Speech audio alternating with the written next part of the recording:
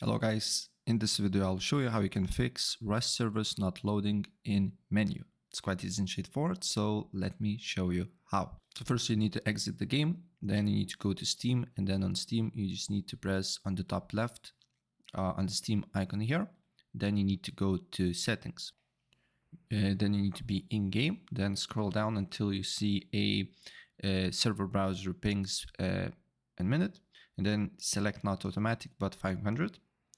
Then you need to go to downloads, and on downloads look for clear download cache.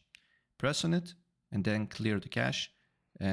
Basically Steam will restart and you need to put your login details again, and after that re-log into Steam, play Rust, and it should be no issue left for you. So that's pretty much it, how you can fix Rust servers not loading in menu. So if I help you out, please press like and subscribe for more. Take care.